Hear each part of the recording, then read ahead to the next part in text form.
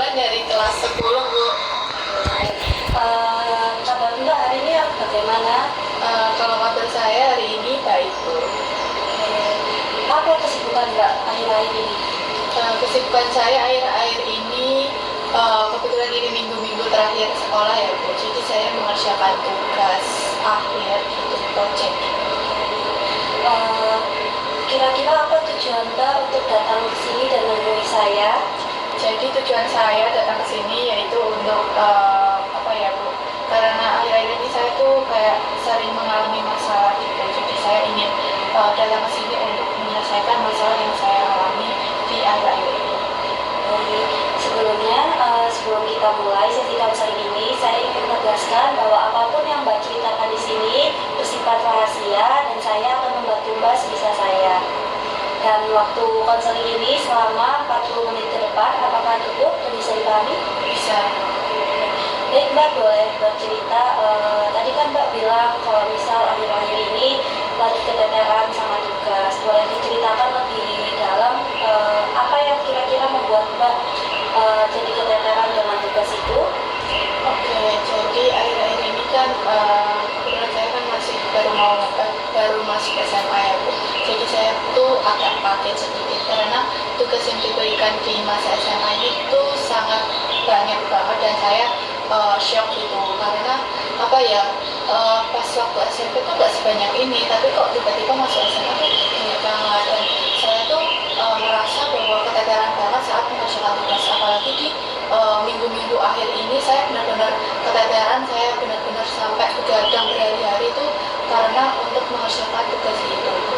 Oke, jadi Mbak Yusri merasa keteteran karena Mbak Yusri dalam masa transisi ya dari SMP ke SMA dan merasa tugas di SMA itu beda dengan di SMP gitu.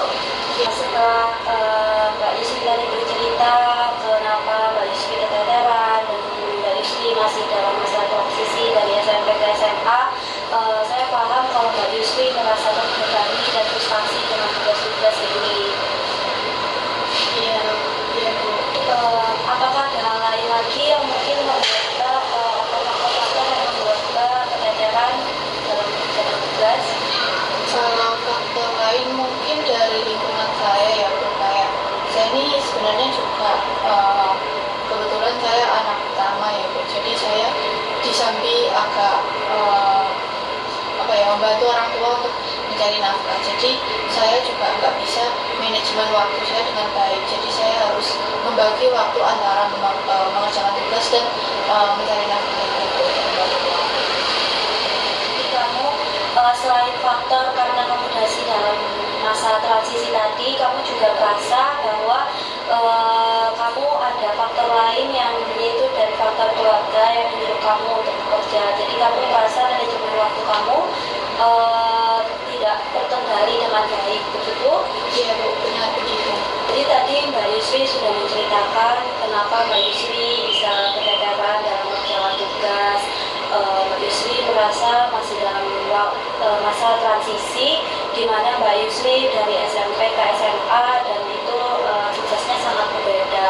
Lalu juga Mbak Yusri sudah menceritakan bahwa faktor lainnya yaitu Mbak Yusri sambil bekerja untuk menafkahi keluarga tadi. Jadi Mbak Yusri kesusahan dalam membagi waktu antara belajar dan juga bekerja.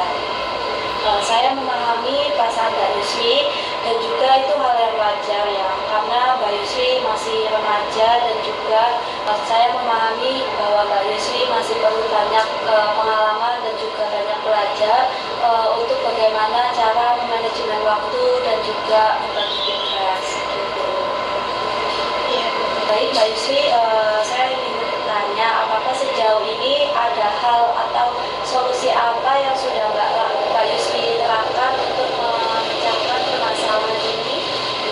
Kalau solusi sebetulnya belum Bu, karena saya ya masih berusaha untuk apa ya untuk memanfaatkan waktu luang saya gitu, tapi ya ternyata saya di satu sisi juga ternyata belum bisa. Bagaimana kalau Mbak Yusri menerapkan waktu membuat jadwal kecil-kecilan sehari dalam mengerjakan tugas dan bekerja?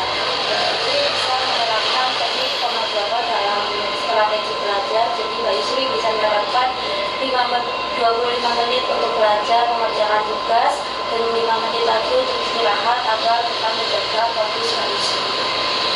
Iya Bu, betul. Sepertinya solusi dari Ibu lumayan menarik dan saya akan mencobanya di waktu mendatang. Karena kita sudah menemukan solusi untuk permasalahan yang Mbak Yusri alami dan Mbak Yusri berniat untuk menerapkan solusi yang sudah kita dapat tadi, dan sesi konseling juga sudah habis, maka saya akan menanyakan bagaimana perasaan Mbak Yusri setelah mengikuti sesi konseling ini. Perasaan saya setelah datang dan berkonsultasi dengan Ibu tadi lumayan mendingan ya Bu. Dari yang sebelumnya saya itu kebingungan untuk cara mengatasi permasalahan saya itu bagaimana, dan dari konseling tadi saya mendapatkan solusi yang lebih baik daripada untuk permasalahan yang saya hadapi seperti itu Bu. Perasaan saya sudah mendingan.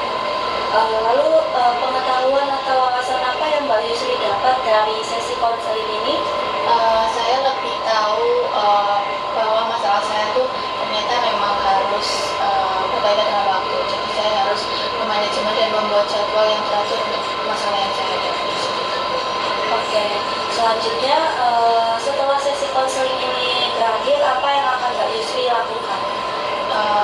Yang saya lakukan itu adalah yang pertama membuat jadwal, lalu saya mencoba untuk menerapkannya di kehidupan saya sehari-hari. Baik, Mbak Yusri, terima kasih sudah sangat reflektif dan juga terbuka tentang permasalahan yang Mbak Yusri alami. Saya sangat berterima kasih sekali Mbak Yusri telah berani menceritakan apa yang Mbak Yusri alami.